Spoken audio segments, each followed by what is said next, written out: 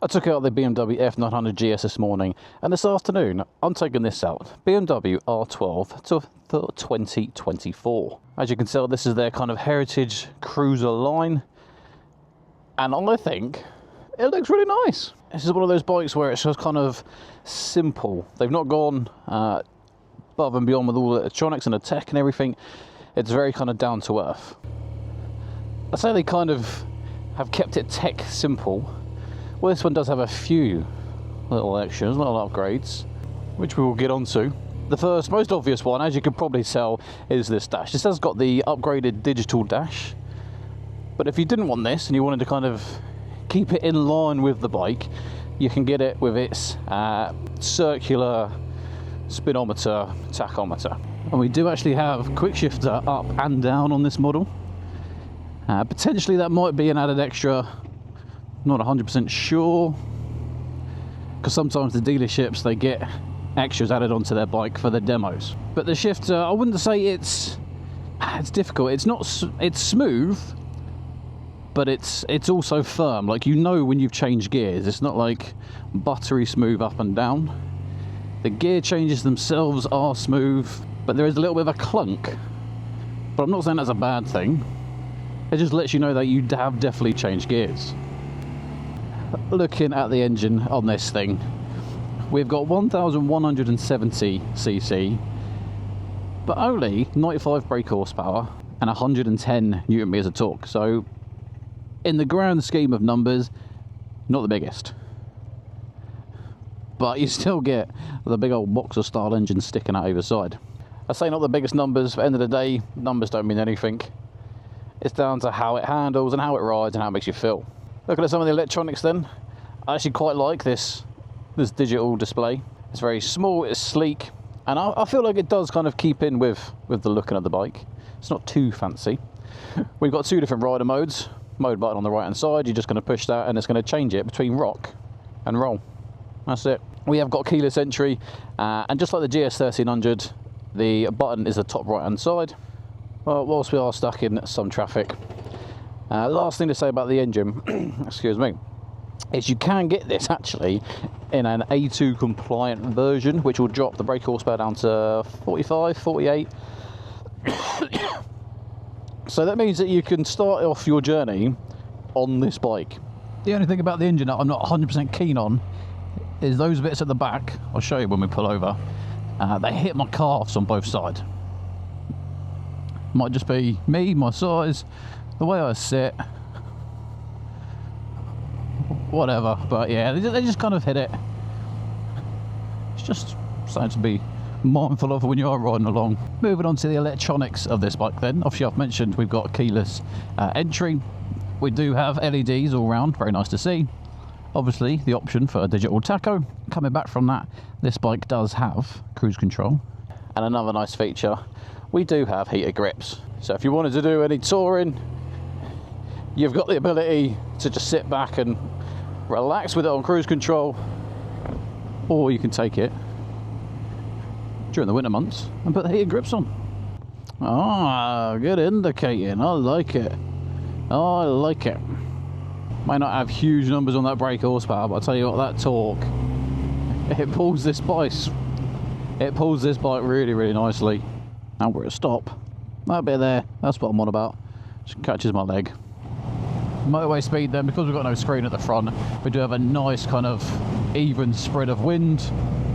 And sometimes I'd rather have that than a strange buffeting hitting me all over the place. Not many vibrations coming through the handlebars or the pegs at all at motorway speed. Being 6'1", I've got both feet flat on the floor with a really nice bend, because this has got a seat height of 754 millimeters, and that's tiny. Pretty much anyone can ride one of these. Handling then, flickability. Because the engine is so low in this, the center of gravity is nice and low, and it flicks from side to side smoothly and really easily. I feel like the whole point of kind of the R12 and the R12 9T range from BMW is the fact that these things are really customizable and you can just make them your own, whether that be bar end mirrors, getting the digital TFT, having a seat cowl on the back, whatever it is you want, you can customize these nicely, and they've got a good amount of extras that you can pick from on the configurator just to make it a little bit je ne sais quoi. Put it into rock. Yeah, I mean that pickup, it just low down in that rev range, you twist it and it goes. Can't say this is a slow bike, that's for sure. This bike standard is going to set you back about £12,000, but as always, if you want some of the extras like the quick shifter and that, so the comfort package I believe is £980. It's something I'd add on, so you're talking 13 grand. The brakes on this are really, really good, front and back. One finger is all you need to get this thing stopped. Tell you what, let's find somewhere to pull over. I'm gonna have a little walk around. I've not played around with the suspension, but I can tell you, going over some of these bumps, it would need tweaking.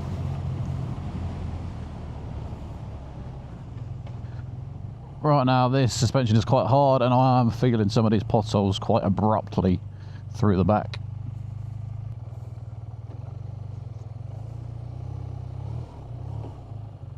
What I always like with these engines is when you're in neutral and you blip it. Obviously, the way the heads are, it shakes the bike left and right.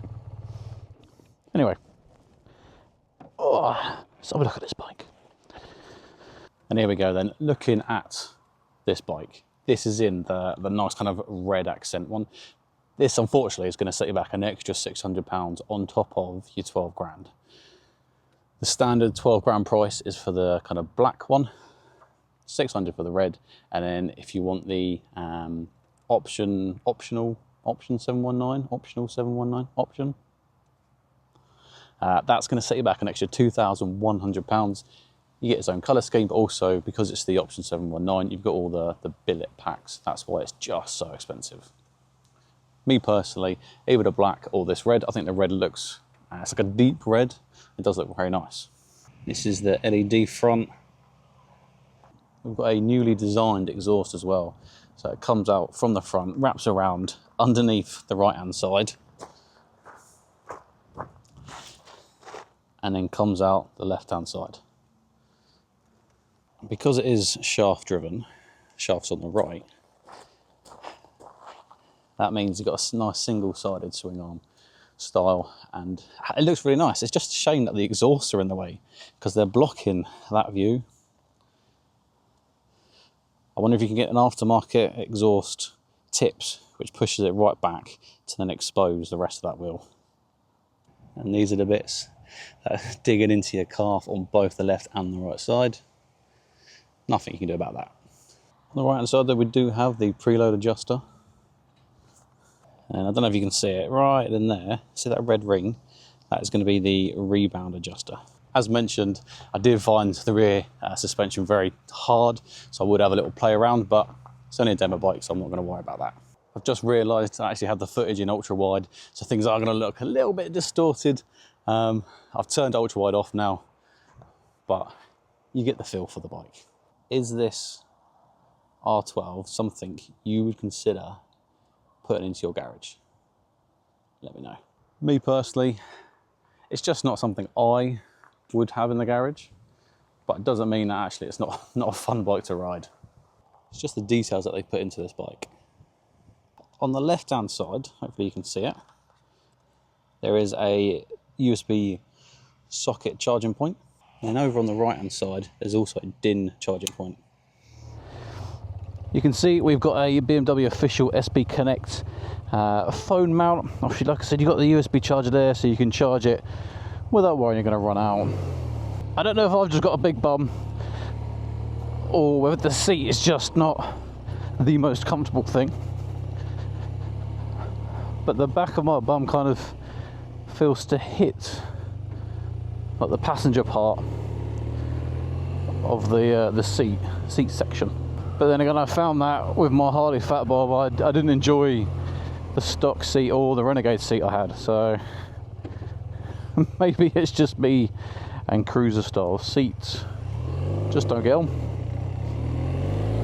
I mean, look, this thing goes. This ain't no slow cruiser, that's for sure. And if you are in the market for a cruiser, I don't see how you can't be contemplating this bike. If you start looking at Harleys, you're looking at another £5 on top of this price. Yeah, I'm a big fan of these brakes. And that's handy because it's not the lightest of bikes, but I said it feels light. So it comes in at 227 kilos fully fueled. But where that weight is all the way down there, it handles really nicely, you can't feel the weight. BMW seem to do that very well with their bikes. Whether you be on the GS or the GSA or this, they have big weight numbers, but they don't feel like big heavy bikes. Whereas if you do jump on some of the other competitors in the cruiser market, especially the Harleys, those are heavy bikes. But not only are they heavy, they feel heavy. So I'm just going to hold my breath because it absolutely stinks. Remember, if you want to throw your leg over one of these bikes, head on over to Dick Lovett, BMW Motorrad up in Bristol, and you can come and test ride this. But they've also got the R12 9T. And that thing has a little bit extra horsepower, a little bit extra torque, and is a little bit different kind of from the seat section backwards. Very similar to the front, but a little bit more on the engine side. I think like 115 brake compared to this 95? Maybe it's like 110 brake. I don't know. What I'm saying is, it's got even more pep than this one. Not that you really need it. I was just messing around with the jog dial and the buttons over here on the left, and you can put it in something called Pure Ride, where it gets rid of all the other gubbins. It's got the speed. It shows that my cruise control is on, so we'll get rid of that. So it's just got the speed. It's got what mode, rider mode I'm in, rock, and what gear. That's it. It's got rid of all the other stuff. And then if you want it all back, you just push. I pushed up. It might work with down. Let's try it. Yeah, it works with down. So push up or down on that OK back button there. Then all the other stuff comes back. The RPM, and then obviously what heading you're on, i.e. the time, odometer, temperature, things like that. It's also got tyre pressure sensors. But no, I like that. Pure Ride, push and hold OK, gets rid of all the gubbins. Personally, I think that's how I'd run it. The only thing I don't like is the foot pegs stick out quite wide. So when you are stationary, where I'd naturally put my feet, the foot pegs will then hit them in the calves. So yeah, see all that? Straight in line. So you can't have to go before or after the pegs. Well guys, thank you very much for watching. Hope you enjoyed it. If you have, give us a thumbs up. More importantly, subscribe to the channel. We have got videos coming out weekly. Nothing I say, but until the next one, ride safe.